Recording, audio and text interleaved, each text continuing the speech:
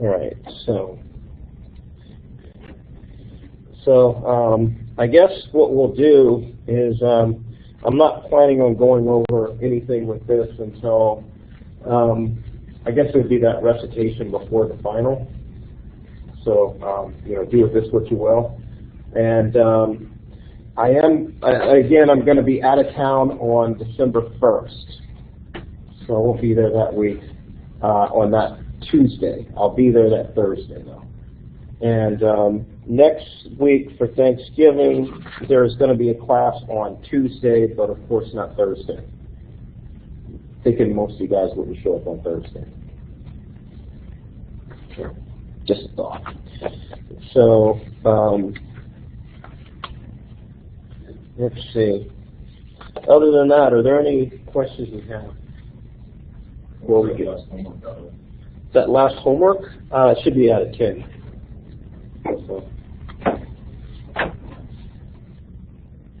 And then of the homework that's out, right now, it's not due until, I think I put the due date down as that Thursday before the final.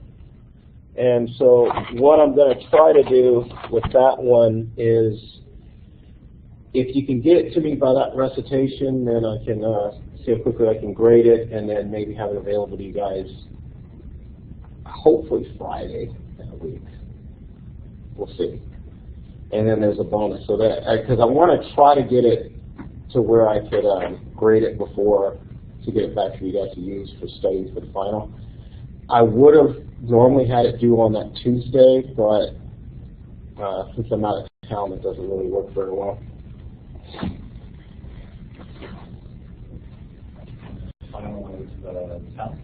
I believe so. It's whatever. I think that final should be on that Tuesday, so that should be on the 8th. Okay. And the way the schedule's supposed to work is that if you have a 3-hour block like this, then we just use that block for the final. And then the recitation just isn't going to meet that week. I guess after the final, I don't think there's really much constructive stuff we could do in a recitation.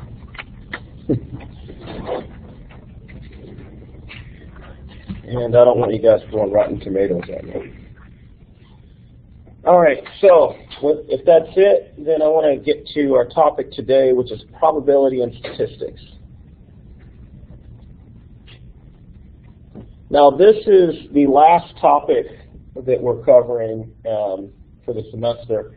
And like I said before, this is, I think in a lot of ways, most students seem to find this the easiest topic to go over. And so I brought a few little props here to use to kind of illustrate some of the points that we're going to get into. First thing has to do with coin. So if you could imagine you have a coin, and you take that coin and you flip it n times.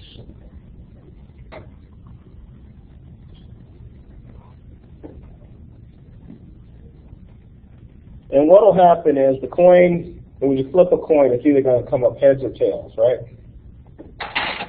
So you get heads, it's going to come up NH times. And we get tails to come up NT times. And so what happens is that if you take the number of times it comes up heads divided by the total number of flips, that gives you, should be about 1/2, right? Because if I flip this coin 10 times, I expect it to come up heads 5 times. And so this is the reason why I say I think it's going to come up heads 5 times out of 10 flips. Naively, it's because I don't really see any reason why it shouldn't. I mean, it could be I flip it 10 times and it comes up heads 10 times.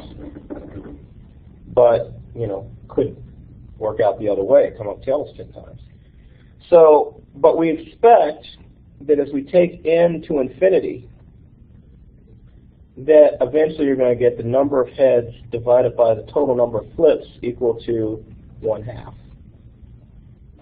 So it's going to go from approximately 1/2, maybe it'll be 6 out of 10, to exactly 1/2 eventually. Chris?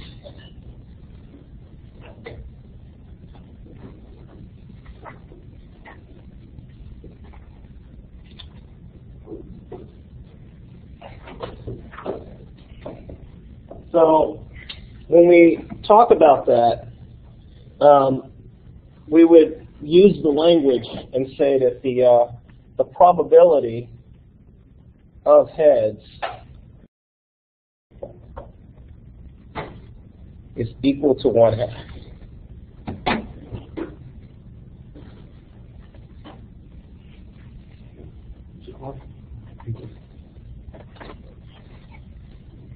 And practice exam. And so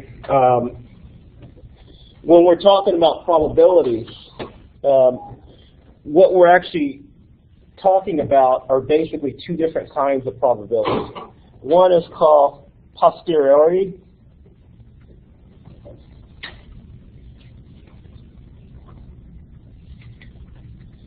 and that is a type of probability where you measure your probability. So in other words, in order to do in order for me to determine that this is a 1/2 probability of coming up heads, or 50%, or however you want to define it, then I would just have to go through about 1 billion coin flips or 1 million coin flips and then just count the number of heads and then just say, well, that's the probability. It could be that the probability of coming up heads is actually like 55%. You know, we don't know. Mohammed?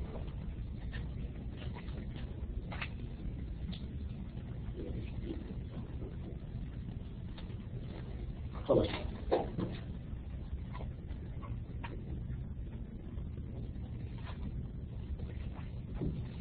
And so that's, just the posteriori.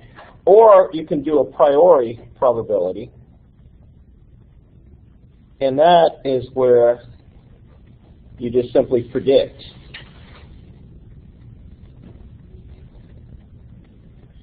And so basically which one of these we get just kind of depends on what you're using.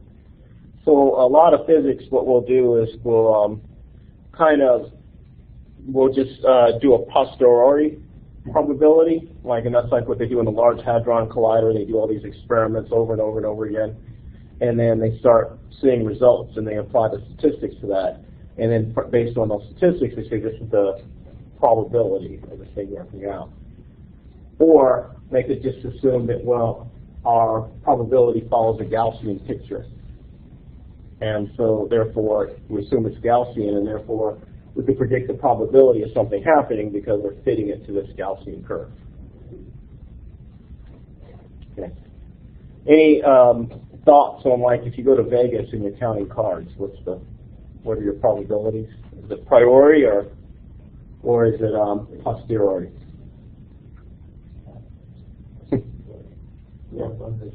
Yeah, I guess you could do a little bit of both.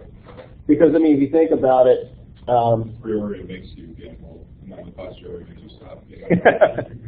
Well, this is the reason why there's no physics conferences in Vegas, is because too many people know the odds. And last time they had a physics conference there was a really low take from the casinos, and then they just said no, never again.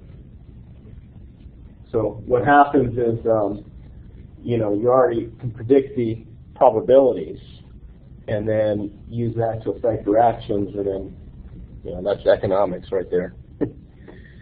So what we can do is we can say that PA is going to be kind of our symbol for the probability that something occurred, and this thing that occurred is A.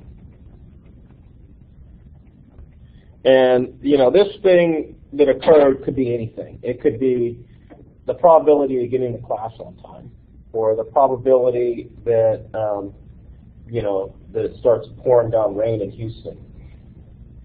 So it could be pretty much anything. And so what we'll say typically is that this number is going to range anywhere from 0 to 1, where 1 is 100%.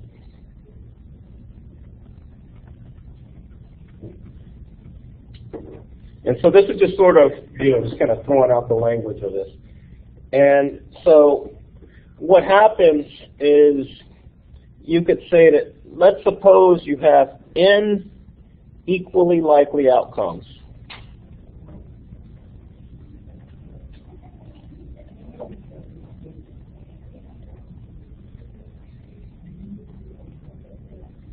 A and or B. And by equally likely, I don't mean that there's the exact same percentage of of each one happening, but I'm saying that this could be anything, but both of them have a reasonable chance of actually occurring. It's not like when you flip a coin, I guess there's that finite probability that the coin's going to land exactly on its edge and just stop. But the chances of that are just so incredibly low that we just dismiss it. So what happens is we could say that N1 is when A occurs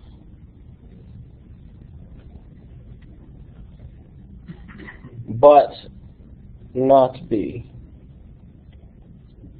We have N2 where B occurs but not A. We have N3 is when A and B occur. And we have N4 is when neither A or B occur. And I didn't really say necessarily what these things that occur are, but we're assuming right now that these two things could happen. And it could be that I've got a gold coin here, I've got a silver coin here. And I flip both of them. And if this coin comes up heads, that could be A occurring. If this coin comes up heads, that's B occurring. So in that case, they're equally likely. Or it could be something where I have two decks of cards, a red deck and a blue deck. And the odds of me getting a king are, one of these things occur. So it's a good chance, if I do it that way, that neither of them can occur. So I could have two decks, completely different. This one's brand new. And I can't even say it's a 4 in 54 odds because I still got the jokers. And I could just say, well, what is the probability of pulling a king off of both decks? And you can calculate that. And so what happens is that N ultimately is equal to all of the different possible occurrences happening.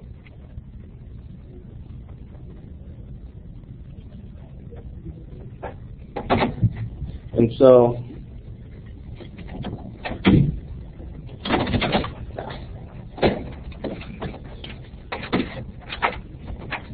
somebody want to warm up this deck. So what happens is, like for this one, just got lucky. Pull a king, and then if I do it again, it's not a king. So that could be one occurrence. So what we can do is that once we know what all the outcomes are, and we can assign some kind of language to what the probability of each outcome is, then we could start doing some actual math with this. And so we could say that the probability that A occurs, probability that you pull a king, is equal to the number of cases where A occurred plus the number of times where both A and B occurred divided by the total number. The probability that B occurred was equal to the number of times B occurred plus the number of times that both A and B occurred divided by the total number. Okay? And then you could say, well, the probability that A and or B occurred, and so this means and or, is equal to the number of times A occurred plus the number of times B occurred plus the number of times that both occurred divided by n. And so we can just, starting out with just the number of occurrences, we can do that. So in this case, what we're doing is we're kind of doing this priori prediction of probability. And so we're just taking the number of occurrences and using that to calculate the probability of something happening in the future. But we can also use this to do priori, and I'll get to that eventually about how that would work. But you can, for example, the probability of A and B occurring, so this is and, when it's written like this, is just equal to just taking the probability, the number of times that both occurred divided by the total number. And then you could do the probability that A occurred given that B occurred. And an example of this could be, I'm going to pull two cards off of this deck. So what happens is I pull the first card, it's a joker, right? And so given that I've taken one of the jokers out, now I'm going to pull another card, and the chances of it being another joker are just that much lower because I already pulled one. Even though it needs to be mixed up better. Okay, it doesn't work in a casino, but we got it. So what's happening here is that the probability that A occurred given that B occurred means you have to take the number of times that both occurred, you have to divide it by the number of times that B occurred, plus the number of times that both occurred. So this is very different than what we were doing before, because we're dividing by n2 plus n3 instead of just n. And the probability that B occurred given that A occurred is n3 divided by n1 plus n3. And so these are basically the basic probabilities that we can get by just looking at occurrences.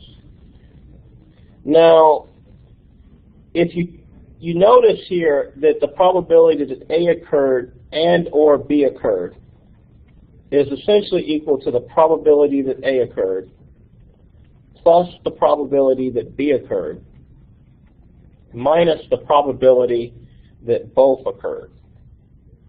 It just works out mathematically like that. So now what happens is you can actually predict what this probability should be by using measurements of all the other stuff. So before we were just doing measurements, now we can actually kind of do a mathematical prediction. Another one is you could predict the probability of A and B occurring as being equal to the probability that B occurred times the probability that A occurred given that B occurred. Or the other way around, the probability that A occurred times the probability that B occurred given that A occurs. And so I have an example here in my two deck examples.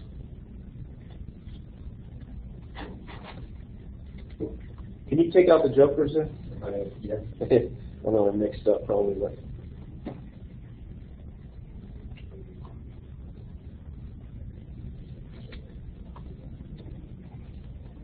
And one day I'm going to teach this class and I'll be good enough to like predict exactly what card you're thinking of or something, and it's going to make the class awesome. Do experts in like gambling, do they use probability techniques to talk to these people? Yes, especially if they happen to be the casino. Because actually they go out of their way to make sure that they always have a probability edge. And if you think about it, and I'm not talking about the slot machines, because I don't trust anything going on in a black box. But if you look at the other stuff, what goes on inside of a blackjack table, what's really going on is that they know within certain probabilities of what's going to happen. And some people, the expert gamblers, the people who are really there playing it, they also know what a lot of these probabilities, and they know how to kind of gain a little edge. But that's one of those games where I think the probability of the house winning is it's dependent enough on skill that it's closer to 50%. So if you have an unskilled person going and playing, and you have really skilled people, the really skilled people, they're like maybe have a slight edge over the house, but unskilled have a really disadvantage. And then they know if they average it all out, they win. So I think that's what they kind of count on. But they run all these numbers, and the truth is it's not that different than Wall Street. All right, so here's an idea. Let's look at the probability if we have one deck of cards, and we draw the probability that if one card is drawn from each of two decks, at least one will be a king. Okay, so we have our two decks, no jokers, and we want to know what's the probability that we're going to have at least one king. So our probability will be equal to the probability of drawing a king from one deck. So there's 4 kings out of 52 cards, plus the probability of drawing a king from the other deck. It's 4 out of 52 cards.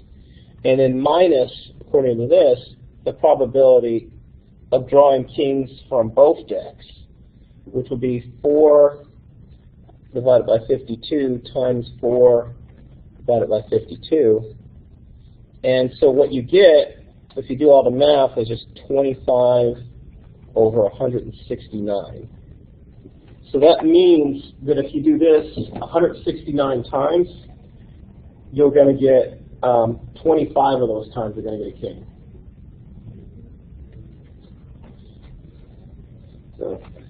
So I just did it once, and then if I do it again,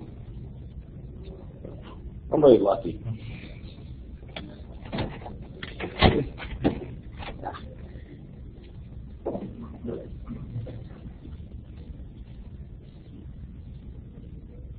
But what that means, too, is that statistically, once you've gone through and you've done this, and you've gotten like your 25 kings, there's the chance of you getting any more are going to kind of decrease.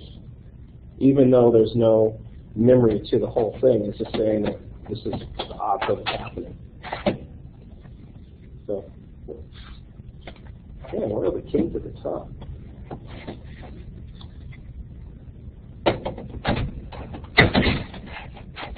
That shouldn't happen 3 times in a row. Sorry about that. Oh, good.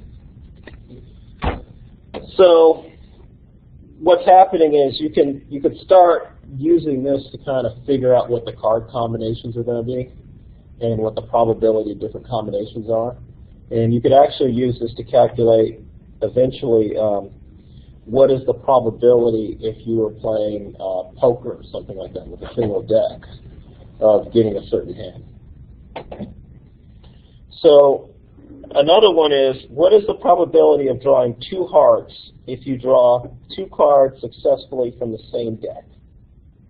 And so that would actually be the probability of 2 hearts, if you draw a heart, if you have the probability of 1 heart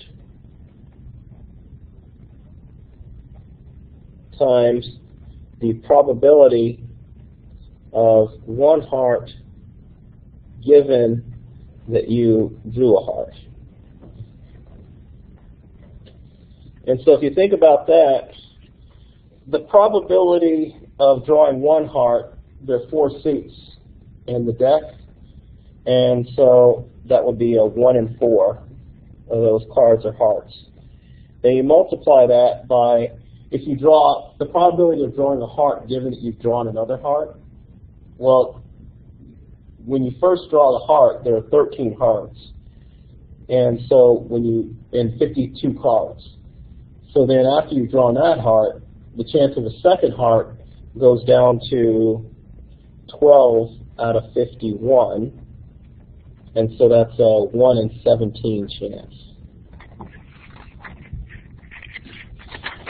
So if you think about that, then that means that if I take this deck and I pull a card and then pull another card, and the chances of those 2 cards being hearts back to back is 1 in 17. I don't know if anybody wants to try it 17 times, but it should come up at least once, out of 20 or so. So by doing that, you can just kind of figure out what these probabilities are.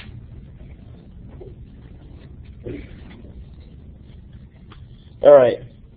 Another idea that comes up from this is the idea called mutually exclusive.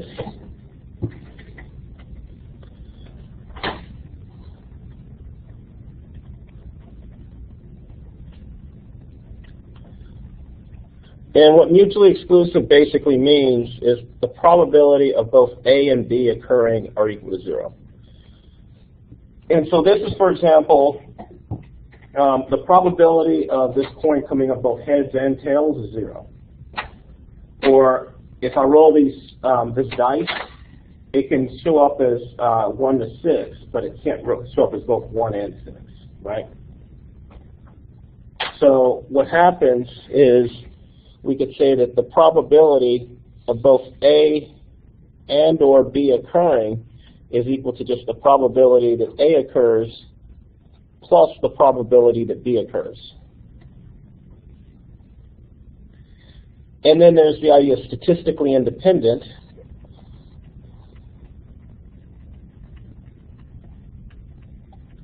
which says that the probability of A and B occurring is equal to the probability that A occurred times the probability that B occurred. An example of that is if I roll these dice, then what happens is the probability that one of these comes up as a 3 and the probability the other one comes up as a 4 has nothing to do with the other one. So every time I roll it, there's no correlation between the two. And this is looking at big numbers. This is not saying that there's no physics between them, where one might affect the other one somehow, but that there's literally, both things can occur, or neither thing can occur, and have nothing to do with each other.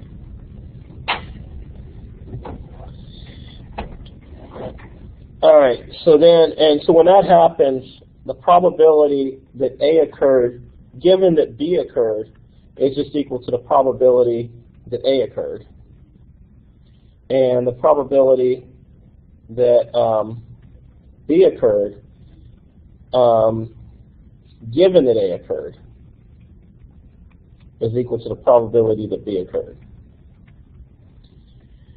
And so when this happens, the probability of both A and B occurring, since that's equal to the probability that B occurred times the probability that A occurred given that B occurred, and the probability that A occurred times the probability that B occurred given that A occurred, then you could see that the probability that B occurred given that A occurred can be written as the probability that B occurred divided by the probability that A occurred times the probability that A occurred given that B occurred. So you can actually do some math with this and calculate out what is the probability of one thing occurring given that the other one occurred from measuring it the other way around. All right, so this brings us to a question. And I don't have, So, yeah. on that, sorry. Mm-hmm. So, PVA, though, is just PV. Mm-hmm. Okay, now, Oh, I'm saying this works in general. yeah. So this is in general. But I'm just saying, so if it's statistically independent, Then, then PAV in the second half of the bottom, this PAV is just PA, and then that's right, it cancels out PA, okay. and then you just have PV equals PV. Oh, I got you. And then it holds it. Yeah, so that works. Yeah. All right. So, any other questions with this so far? I like to go through this part, especially before we get to probability distributions, because it makes the other stuff make a lot more sense. All right. So this brings us to what I call the three drawers problem. All right. So this is where you get to see some of my artwork. So we have this dresser. And on this dresser, there are three drawers. I'm going to call one drawer A, one drawer B, and one drawer C. And A, B, and C are kind of labels that we're using, but they're kind of invisible to the person who's going to be actually in the experiment here.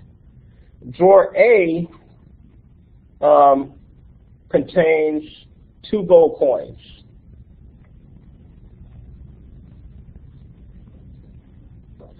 Drawer B is going to contain 1 gold coin and 1 silver. And drawer C is going to contain 2 silver coins. And so, but you don't know which is drawer A, which is drawer B, and which is drawer C, because some reason the labels fell off and the drawers got all mixed up. So what happens is you pick a drawer at random, and then after you pick this drawer at random, you pull out a gold coin. What's the probability that the other coin is gold? Because, and that's an important thing because you have to think about it. You can either stick with that drawer or you could pick another drawer. And so what happens is we can write this as D means we drew a gold coin. So that is an event. And so the probability that you pick drawer A, given that you drew the gold coin, is what we're looking for. And you know that the probability that you picked drawer C, given that you drew the gold coin, was equal to 0 because there's no gold coins in drawer C, right? So you could say that the probability of A given D is equal to the probability that you picked drawer A divided by the probability of drawing a gold coin times the probability of drawing a gold coin given that you picked drawer A. And so if you look at this, you can take this whole problem and you know that the probability of picking drawer B, given I'm picking a gold coin, is the probability of B divided by the probability of picking a gold coin times the probability of picking a gold coin, oops, it should be D, given that you picked drawer B. And we don't even have to worry about drawer C because the probability of picking a gold coin from drawer C is 0, right? So what we can do is we can actually take this number and divide it by that one. So the probability of picking drawer A given D divided by the probability of B given D is equal to, since we don't really know what the probability of picking the gold coin is, we could say that we can just divide that out. We have the probability of picking drawer A divided by the probability of picking drawer B times the probability of picking the gold coin from A divided by the probability of picking the gold coin from B. And so there's a 1 in 3 probability of picking drawer A. There's a 1 in 3 probability of picking drawer B. There's a 100% chance you got a gold coin out of A. There's only a 1/2 chance of getting a gold coin out of B. And so therefore you could say that it's twice as likely that you pick drawer A as drawer B. Right? And then you know that since the probability should add up to 1, the probability of getting a gold coin out of A plus the probability of getting a gold coin out of B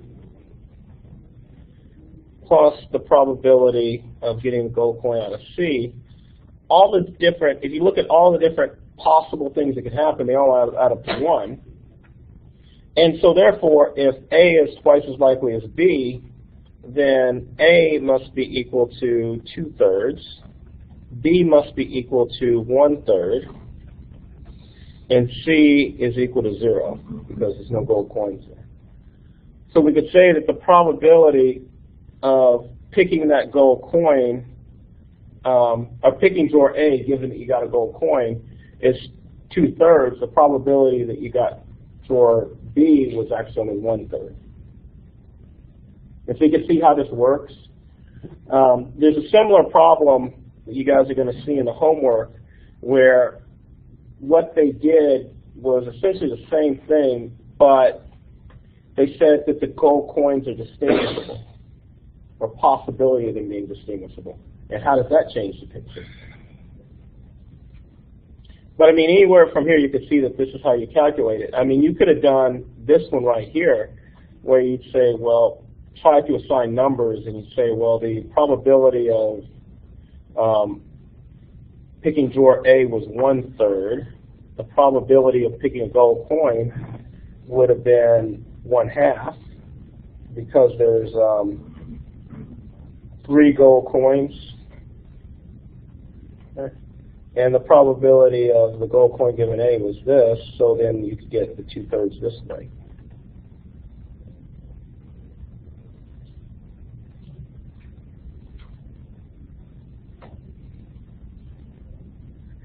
So there's different ways to calculate this, but they all end up the same. All right. Any questions so far on this one? Yeah. Is the distinguishing reason why it's not 1/2 because you have to remove 1 gold coin and now one has 2, now one has 1? Is that why it's the best 2/3? Well, yeah, actually the reason why it's not 1/2 is because there are, here it's because the fact that there's 3 drawers. And so if there was only 2 drawers, if it was just A and B, then it would be 3 gold coins and 1 silver coin, right? And so that would affect the probability of picking a gold coin would be a 3 and 4 as opposed to a 1, or as opposed to a 50-50 chance. And so then that would alter this number and it would alter that number, and then you would have a 1/2 divided by 3/4 and then times 1. And so you'd end up with, let's see,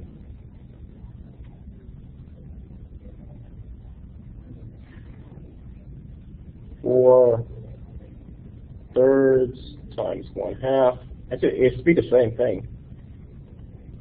So yeah, you still end up with 2/3, even in that case, even if it was just 2 drawers.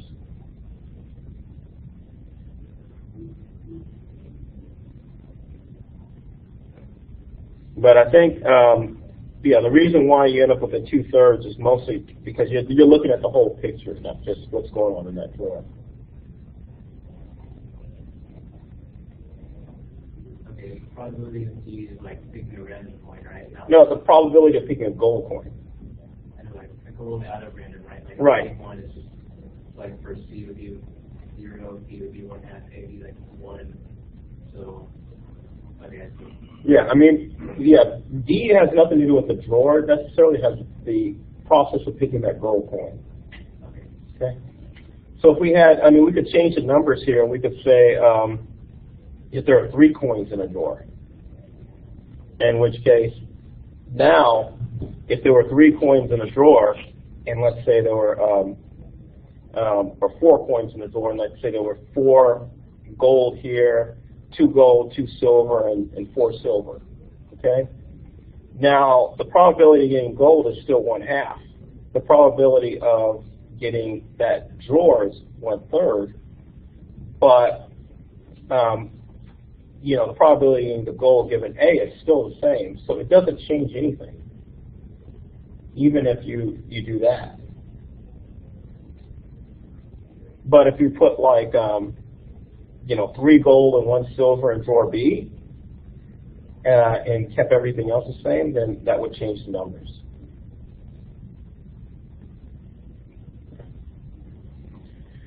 All right.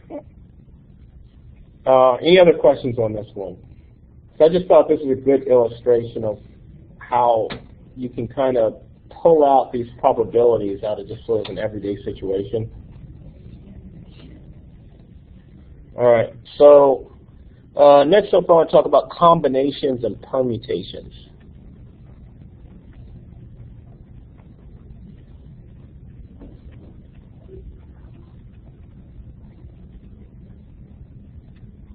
So the idea here is if you have n things, they can be arranged in factorial different ways.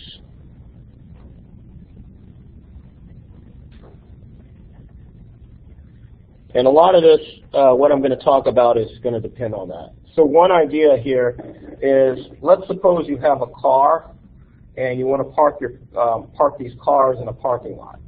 And so you have 20 spaces in the parking lot, and you have 20 cars you need to park. What happens is the first car, you could pick from any of 20 spots. The second car, there's 19 spots. The third car, there's 18 spots. And just keep going and going and going until the last car, there's only 1 spot left, and that's where it has to go.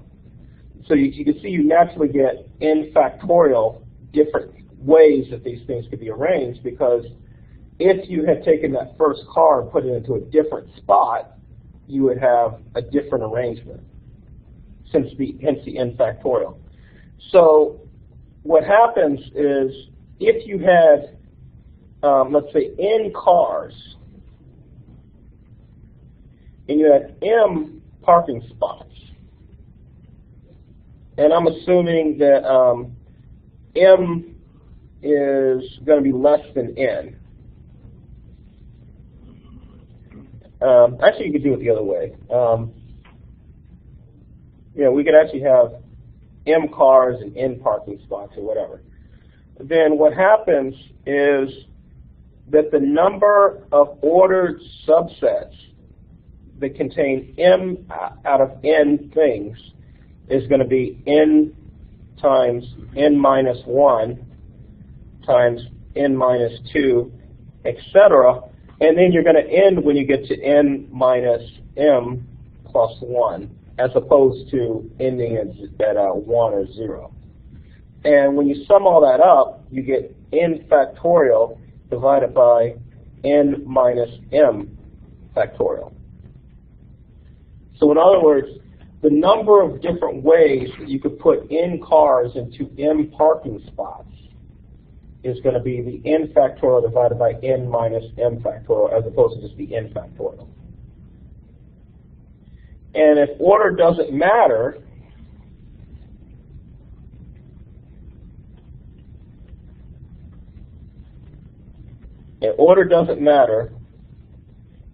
what that means is that it doesn't matter which car you put in first and which car came in last.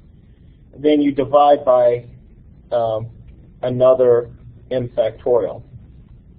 So you would say, and this gives you this thing we call the binomial coefficient.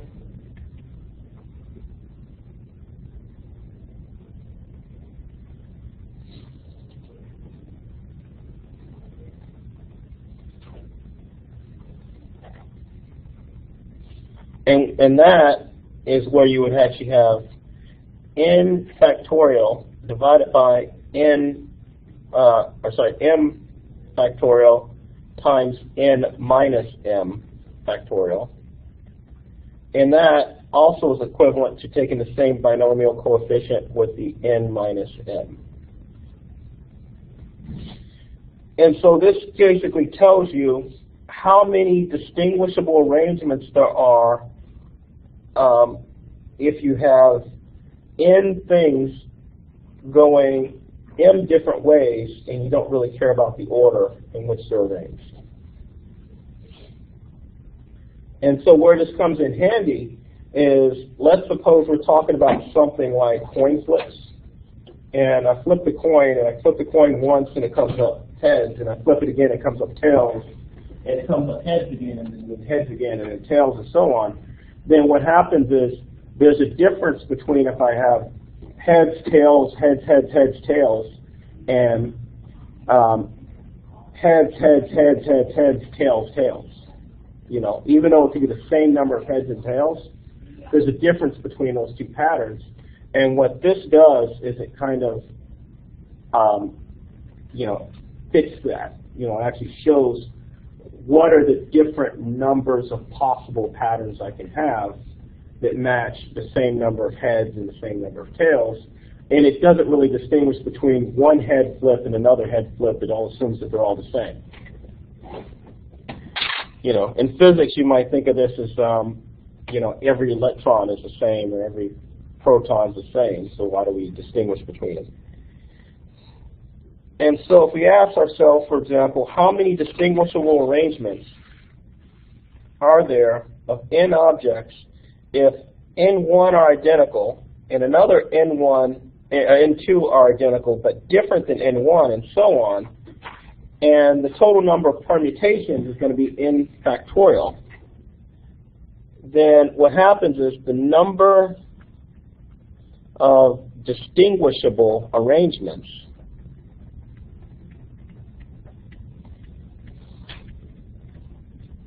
or distinguishable permutations is going to be n factorial divided by n1 factorial times n2 factorial, etc. And so every single time you have another type of thing, you just divide it by that n factorial of those things. And an example of this is like, how many combinations can you have of 3 objects if you take them 2 at a time? So you have 3 objects, and they're taken 2 at a time. Then this is, you could have 1, 1, you could have 1, 2, you could have 1, 3, you could have 2, 2, you could have 2, 3, and you could have 3, 3, right? And that's all the different ways you could organize 3 objects 2 at a time. Am I missing anything? If the order between the 2 isn't important. So we don't care about 1, 2 is the same thing as 2, 1. And so you could see here, in this case, n is equal to 3, and m is equal to 2. And so if you look at this, this is actually m, or n plus m minus 1 factorial divided by n minus 1 factorial times m factorial. And that gives you the binomial number n plus m minus 1 over m.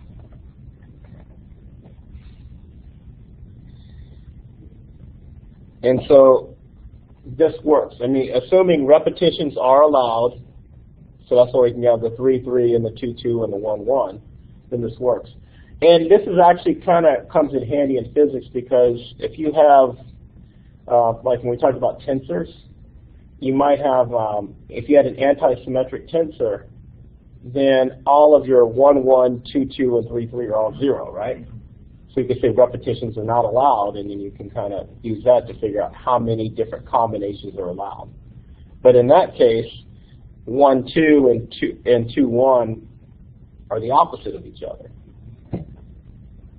Question? Oh, yeah, I was trying to see how you, what is that binomial coefficient come from? The last one, like how do you do that? Oh, You just take one of the denominators? yeah, well, what happened is this one right here. All right. Okay. Well, before we had n minus m factorial or m factorial.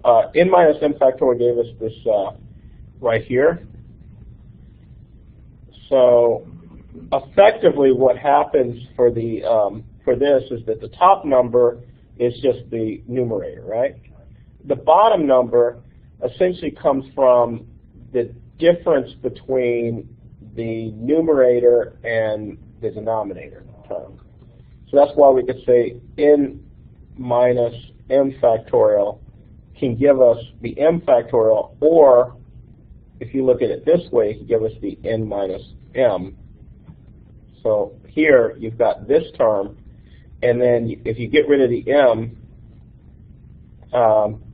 you have just the m term right here, or you get rid of the n minus 1, and you get the m left over from that. I know it's kind of weird the way they do it, but that's there is sort of a pattern to it. I think statisticians are the ones that really understand it.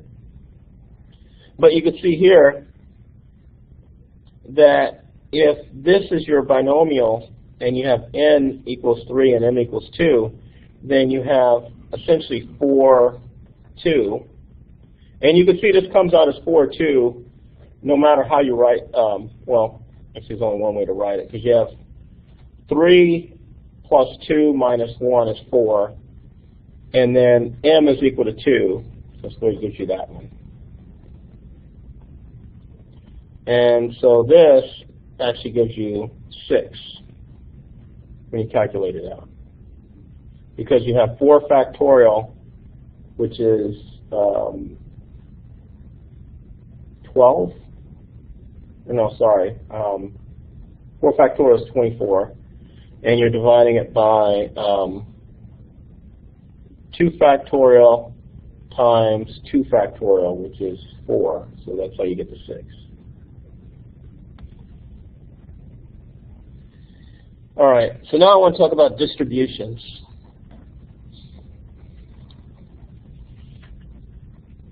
And the distributions are really where the interesting stuff is for physics, because that's where we actually use this. So let's suppose we have m heads come up out of n coin flips.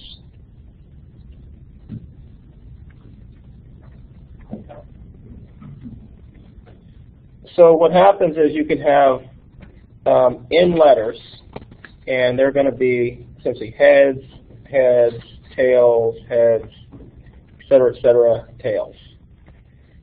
Now the probability of getting this particular pattern is equal to 1/2 to the nth power. The reason why I said that is because the probability of heads is 1/2. Probability of tails is 1/2. So the probability of getting a heads in a certain place or tails in a certain place is all equal to 1/2. Even if you flip heads 20 times in a row, the probability of the heads coming up next is 1/2, right? Because the coin doesn't remember what was flipped last time. So what you can do is you can look at this particular arrangement, and you can see that the number of arrangements that you could possibly get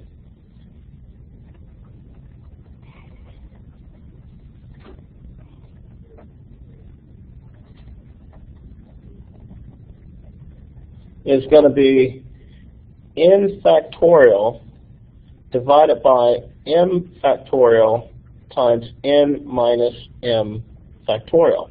The reason why is because you've got n coin flips, you've got m times that they come up heads, and you can't distinguish between any two heads. So the order is not important as far as whether this particular heads came up early or late. They still look like just heads because they're indistinguishable. And so this we write as the binomial number in M. And so the probability of getting this particular pattern of heads is equal to NM times 1/2 to the nth power. So this is basically the probability of getting M heads, because we're basically taking this particular pattern, which is 1/2 to the n, and we're multiplying it by every single possible arrangement that gives us this number of heads, and we're getting a result. Okay? So in other words, if I flip the coin 1,000 times and I get exactly 400 heads, there's a lot of different ways you could distribute the heads among those 1,000 coin flips, but when you multiply it all out, this is going to give you exactly what that's going to be. If you didn't have the binomial coefficient here, then it would look like, you know, doesn't matter, you're going to get the same probability of anything, which we know is not true. Does that make sense?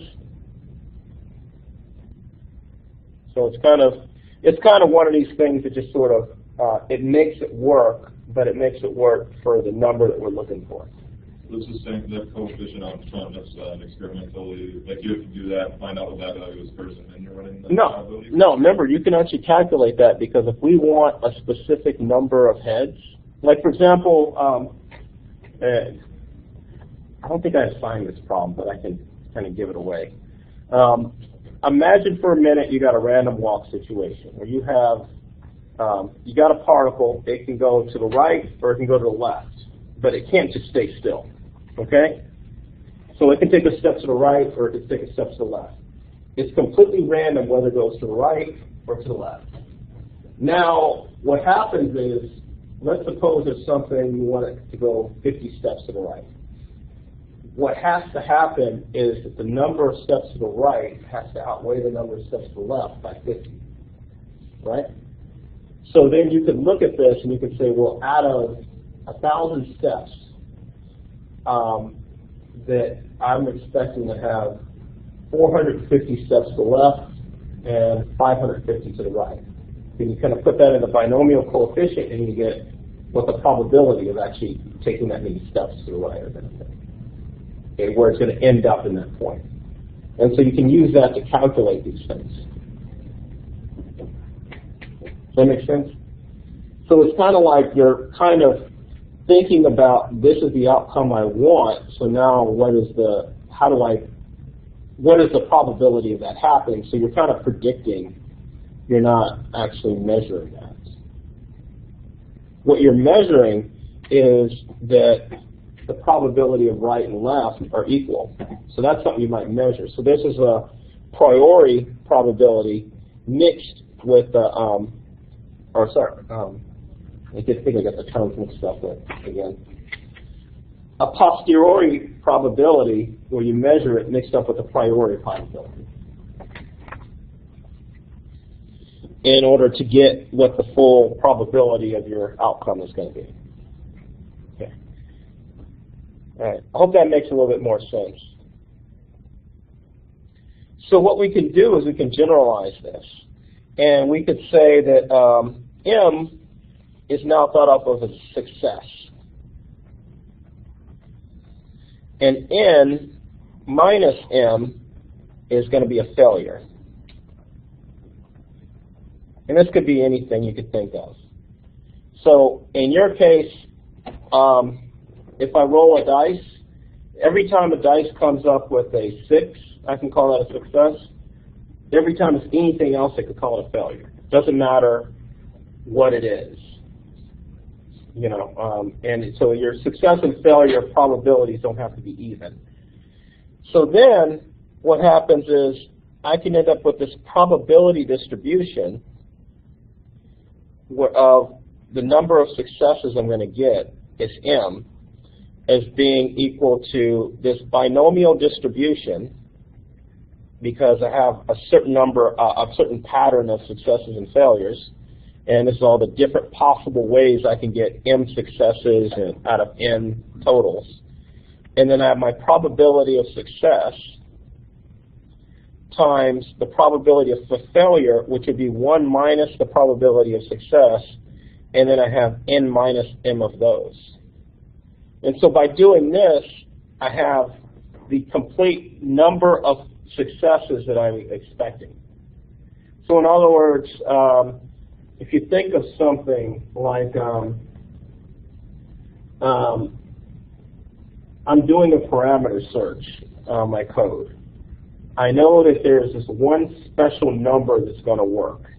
I don't know what that number is, so I have to run the code, change the number, run the code again, change the number again, and keep doing that over and over and over again until I find that special number that works.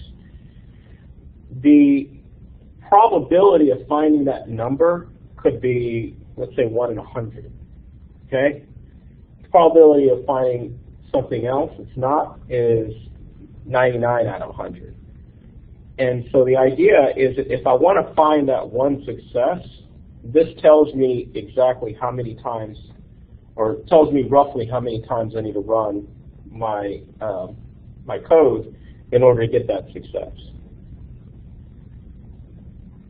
Or another example you could think of it is like you're shooting basketball, but you're not looking. You're just shoot. Okay. The problem, every time it goes in the basket, that's a success. Every time it doesn't, it fails.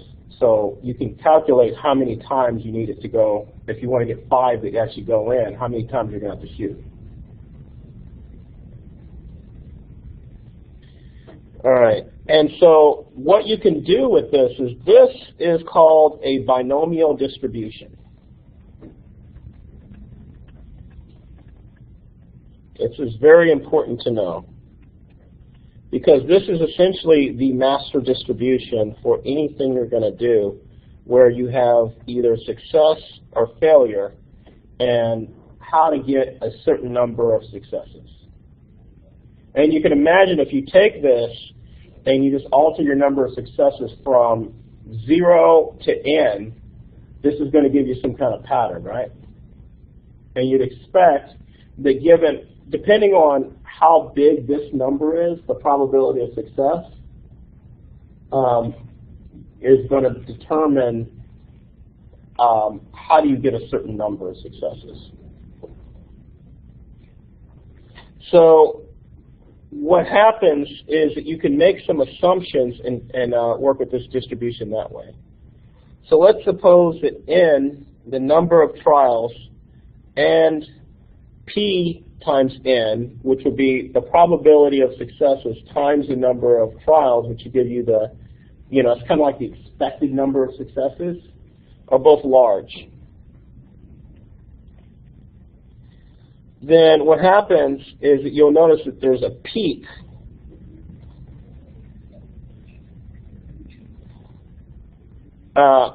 which is going to be around m equals p times n.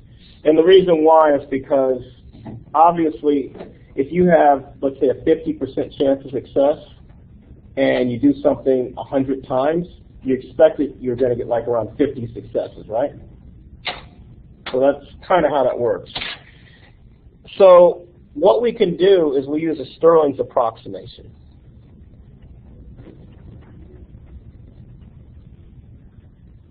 And I'm not going to go through this completely because it's in your book, but essentially you can take your n factorial and you can assume that it goes like square root of 2 pi n times n over e to the nth power times 1 plus 1 over 12,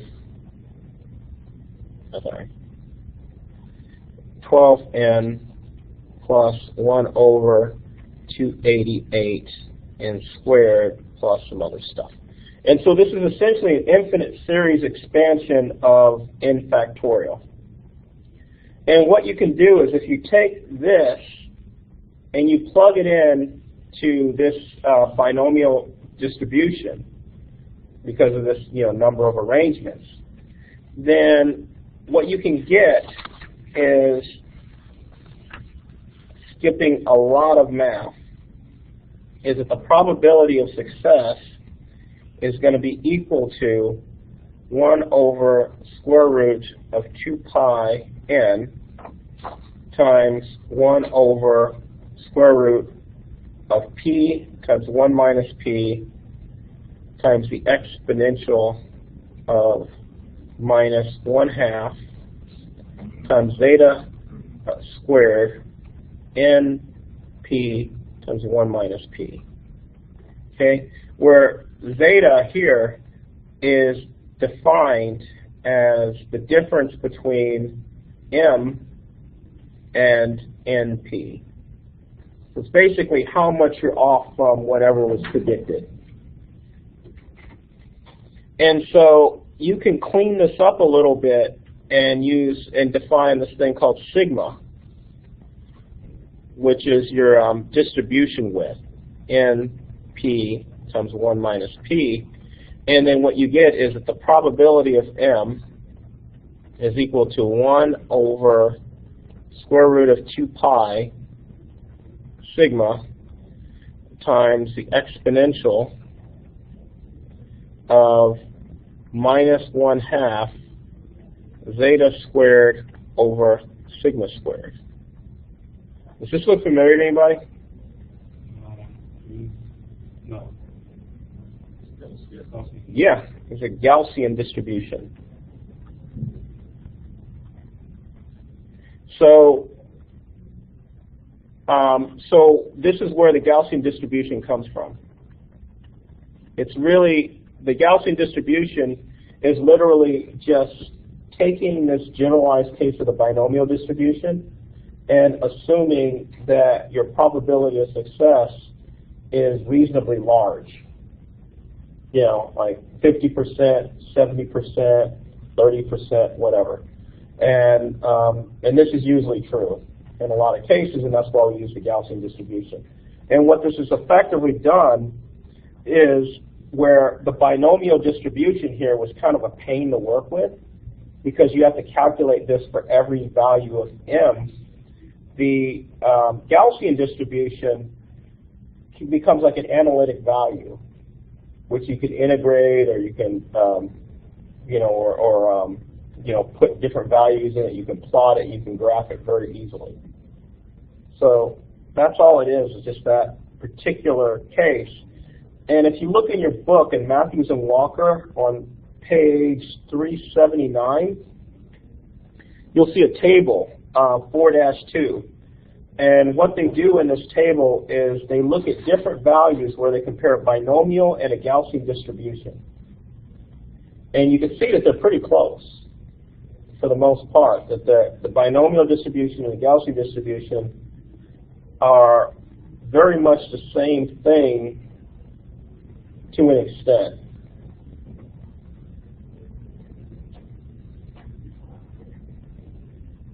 And the big difference is the amount of labor involved in your calculation. So I'll write this so for people who are looking at this online later. 14-2 of Matthews and Walker, page 379.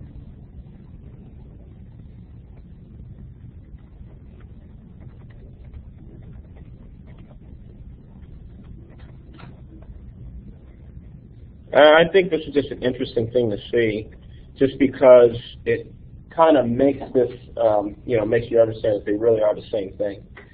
Now, what if n and p are not both large? What if, as n goes to infinity, p is still very, very tiny, and so effectively n times p is just equal to a constant?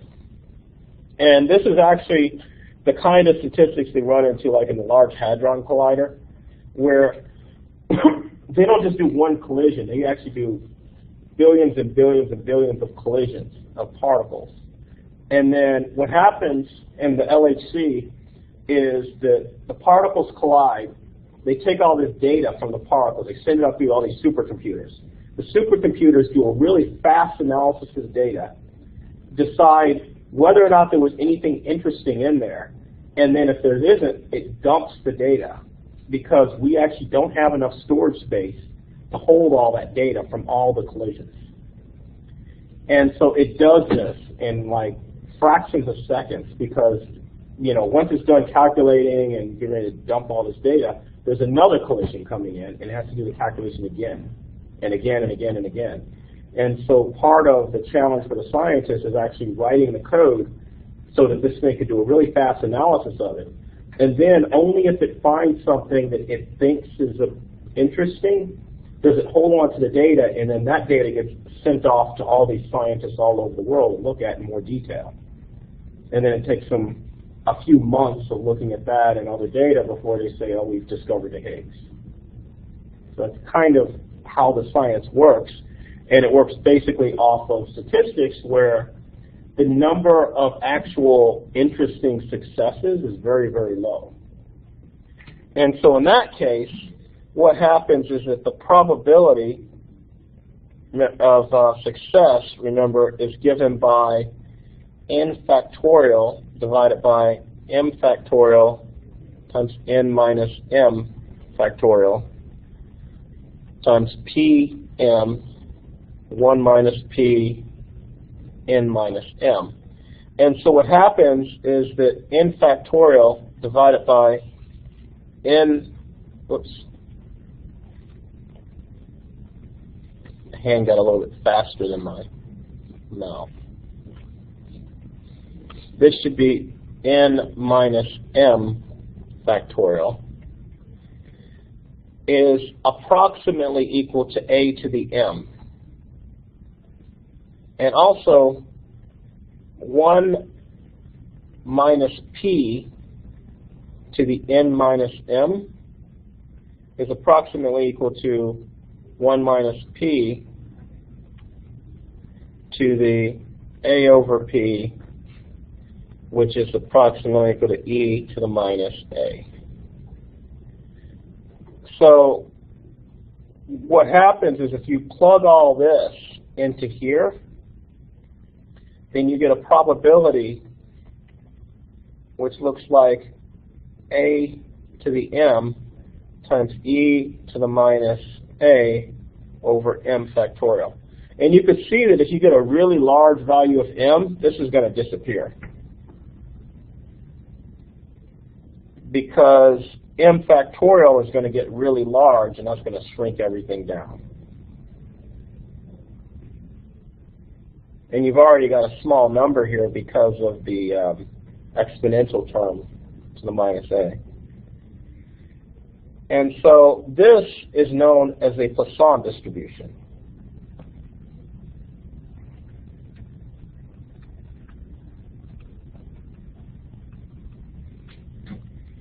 And so you note that you're still going to normalize distribution so that when you take the sum over all the different possible values of m,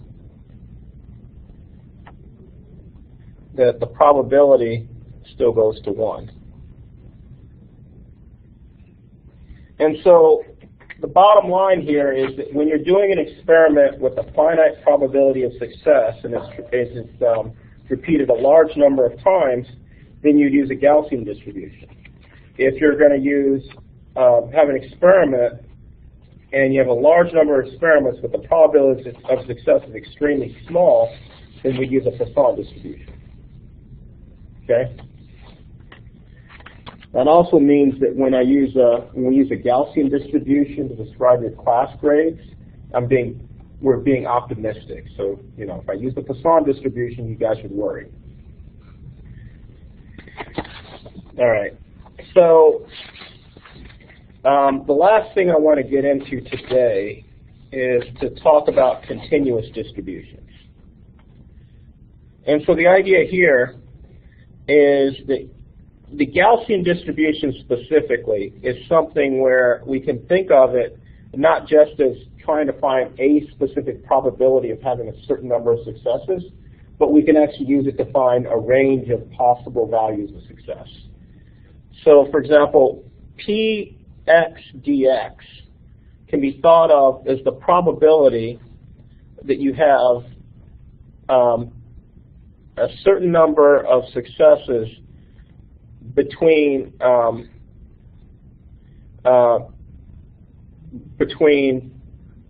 x, I guess, minus 1/2 dx and x plus 1/2 dx. So it's kind of like the number of successes between that level.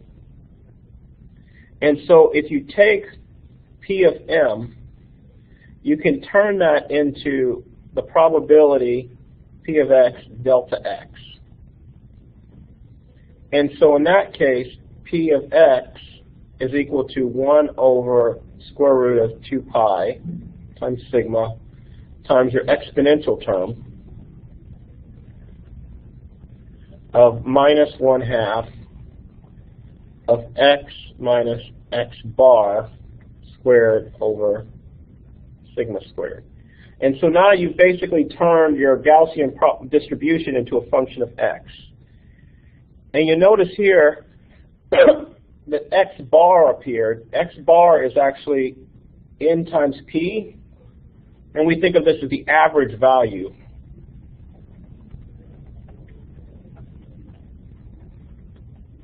And the reason why it's the average value is because if you think about it, in this whole function, x is going to be peaked around at that value, so it's going to, the Gaussian distribution is going to be peaked around that value, so it's going to be on either side of that is reasonable.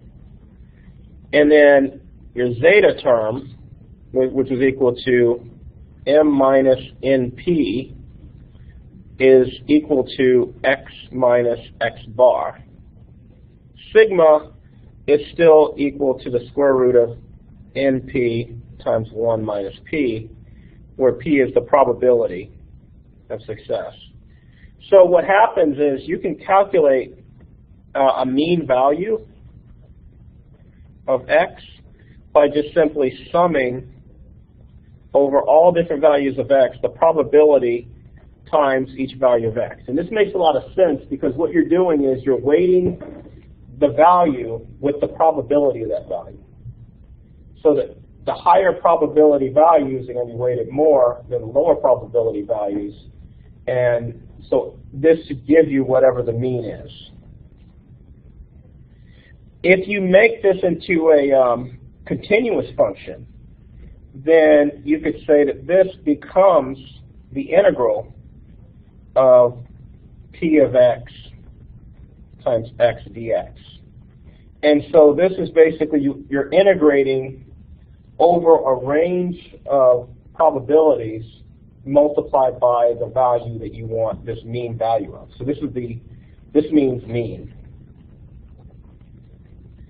And you can do this with any function. So you could have a mean value of the function f of x is equal to integrating the probability times f of x.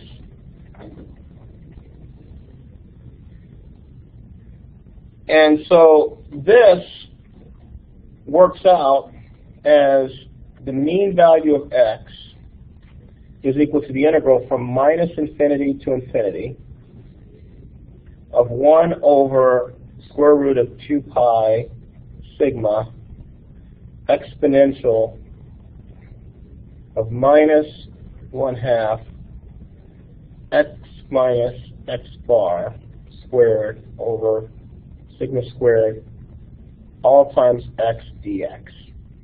And so this, if you integrate the whole thing, you'll see this is equal to x bar.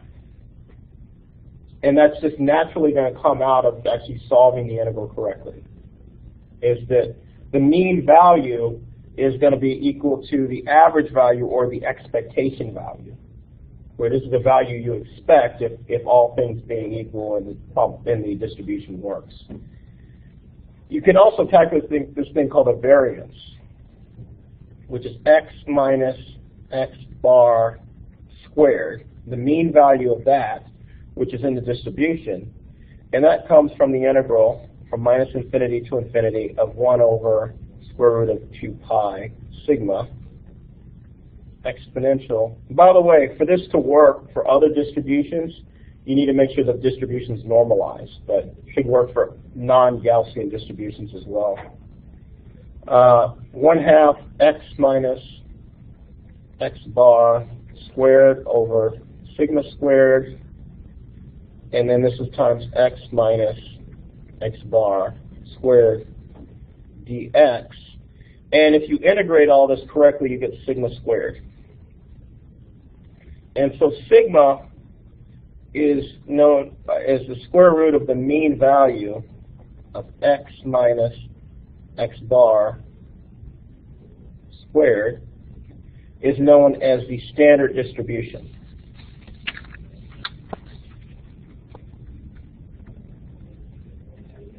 And it's called a standard distribution because it's basically the width of the probability distribution. So it's the kind of setting the standard of how far things might vary from the mean. And so you'll notice that if you take the mean value of x minus the mean value of x squared, and I'm using this definition of x bar is equal to the mean value of x, then you're really taking the mean value of x squared minus 2x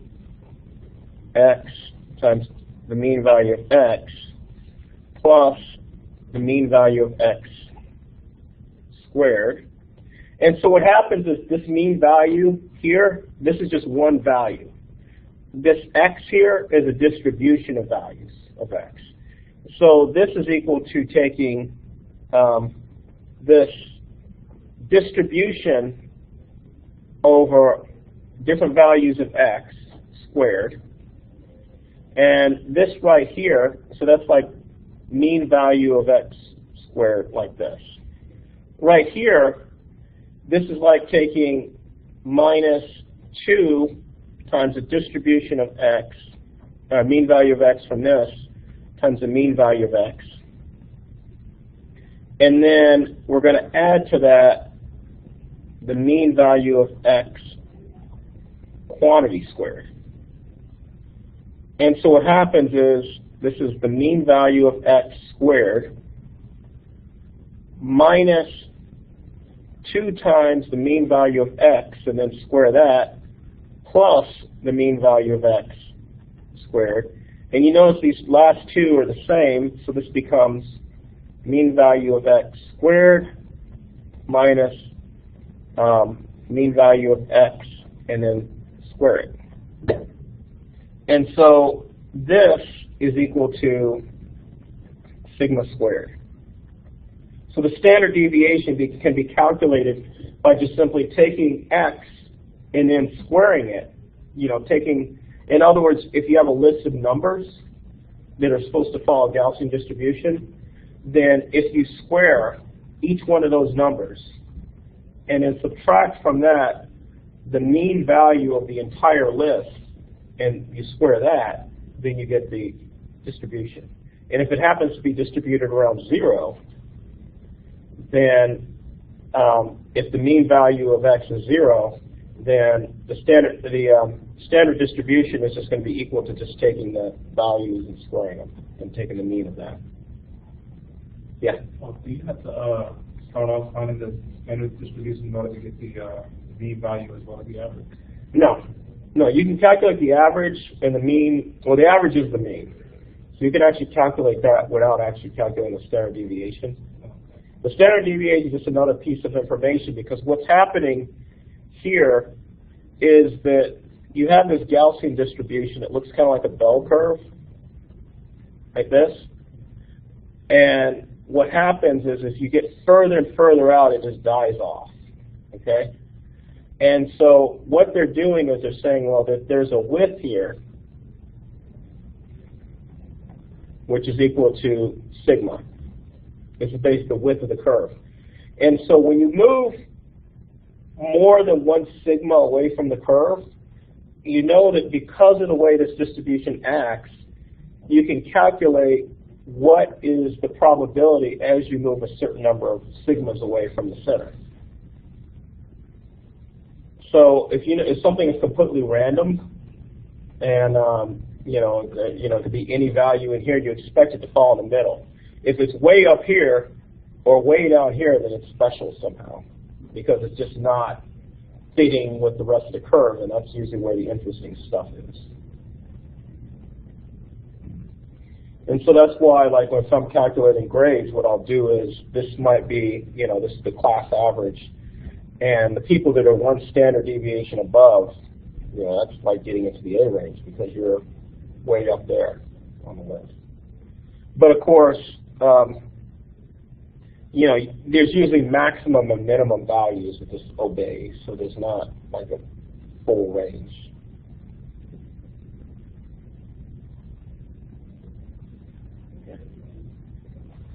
So the neat thing is that you can, what I want to get into that was you can actually just use that for the probability distribution.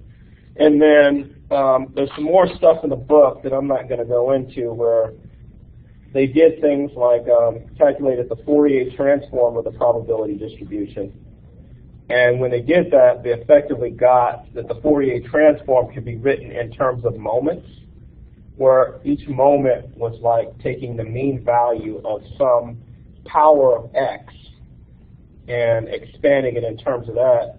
And then also they went into three-dimensional, multi-dimensional probability distribution, which are essentially very similar to what we've done before, so I don't really think we need to go and spend a lot of time on that. All right, any other questions? These go to infinity on both sides, correct? It can. And that's why the systems we use this for aren't perfect. Because like if you're using for a grade distribution, obviously you're bound by 0 and 100. And so we're kind of approximating and saying it's a Gaussian distribution.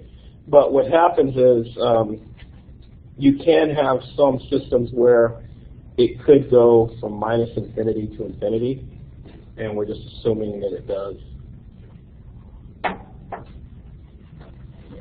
Okay. How does that affect when you try to calculate the width around 0? It shouldn't affect it. Because, I mean, the truth is the width of the Gaussian distribution is just going to be the set width of the distribution. I mean, you can have, your Gaussian distribution can be as narrow or as wide as you define it to be. So if we define this with a narrow width, as a large denominator, narrow width, which makes a small number here, a large number here, then what will happen is it'll just be a very narrow distribution, and where you expect all of your values to fall in there. I mean, basically what this is saying right here is that, you got a bunch of values, and they're all falling in here somewhere, right? And you're expecting all of them to be in here. And what happens, what this tells you that's interesting is that when you get this guy out here, that is something different. That's like some kind of anomaly. If I have, it's like, you have a class and, you give them an exam and the class average comes back and it's around 30. And you have that one guy that gets like a 95. Yeah, that is a, that's where you can tell somebody's completely in a different level from everything else. Or you get, when they would do these, what they would do is in the LHC is that they would do all these events for all these collisions of these particles at the LHC, and they get these results back where the results are showing all these patterns of stuff, and a lot of this stuff just seems kind of random, things that could happen, and they know the probability of this and that. So what they see is most of the stuff falls in here, and then when they see something out here, that's when they know it's a real thing. It's not just a coincidence. It's not just something falling in. It's just like that perfect signal that could not be an accident. And so when they get these signals and they're like 6 sigma out, don't use that term, where they're like literally 6 standard deviations off from what you'd expect from all the noise, then that's saying you got a really strong signal and it's completely outweighing all the noise and there's something real there. And so that's where a lot of the science is done, is you're kind of looking for, when you have a lot of noise, if you get something that's really clear, then it's going to fall very far off the distribution. In a Gaussian distribution, shouldn't some percentage of your data lie within one standard deviation, 20%? Yeah, and that's how you get the width of distribution. Because really what you're doing in calculating that signal is you're effectively saying that, here's my data, and based on the spread of my data, and like I could look at, different grade distributions from different classes going back, and what happens is the mean might be the same, but the standard deviation gets wider or thinner depending on who's involved. So I might have some of them where standard deviations like everybody's very, very close, and most of it's pretty wide. I kind of worry if it's too close together. That kind of makes you wonder what's going on. But it's kind of like, this is where statistics comes in, is the idea that you know how certain things should act and certain things how they should work, and then you have this kind of a model, which is not a perfect model, but it basically explains this distribution, and then you see where things fall on. And then you use that model to predict stuff, assuming that there's not going to be these strange outliers to it. Or if you do predict something and it's way off that list, then it basically means that this is something that's special that we've been looking for, that's beyond the noise, where everything else is noise, and that's the signal. So there's a lot of different ways you can use this in your statistics. All right, any questions? Any other questions? So that all goes out the window. This is getting kind of off base. That all goes out the window when you start getting into quantum effects. Yeah, like that's a good point. Quantum mechanics, and this is one reason why we bring up probability and statistics in this class. They don't cover that in the UH class. I don't know why. I think the reason, I know the reason why. It's because they use the Arfkin and Weber book, and the old version of Arfkin and Weber didn't have anything in probability and statistics, so they kind of just left it off. I think that's what they were thinking. But it's an important topic because outside of physics, like in biology and chemistry, or if you do any kind of like social science stuff, all they do is statistics and calculating stuff. So what happens in quantum mechanics is that everything comes down to a probability distribution, because they've effectively got all of these different eigensolutions to these situations, and all of them, when you add them all together, they basically come up with a probability distribution of where the particle is or what's going on. And then it's just a matter of understanding within that probability distribution what's really going on. So there's a finite probability, when you look at quantum mechanics, where you assume that your particles following a Gaussian distribution, and then you couple it with other particles and you see all this other stuff going on. But within that Gaussian distribution, it doesn't really just end at a point. It could just keep trailing off. So there's this finite probability that part of you is like 20 miles away or something like that, even though that probability is like ridiculously tiny. And so there's another reason why we study this, is because, when you get to quantum mechanics, it's all probability. And you get to statistical mechanics, it's going to be a lot of this stuff. And you can see what I went through today, where we just start off with just looking at different things that could happen, and then this is where we end up. And I think this is a pretty fair view of what we're doing. Okay. Anything else on probability and statistics before I close? All right. Like I said, I handed out a copy of the sample final to you guys from last year. So if anybody didn't get that, let me know. I got more copies of it. And what's going to happen from here on out, like I said, this is the last new topic before we're done for the semester.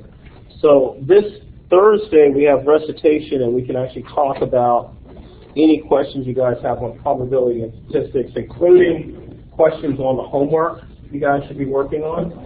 And then next week, I was going to use it to just kind of do a quick review, overview of the stuff we covered in the second half of the course. And then, and then after Thanksgiving, we'll have one more recitation that following week, and get ready for the final. So any questions that you guys have over any of the other stuff, you should just feel free to email me on it, and please take time to look at it before Thursday if you haven't gotten to start on it already, so that if you want to get a jump on any questions to ask me face-to-face, that's going to be next time for like 2 weeks. All right, I'll see you guys.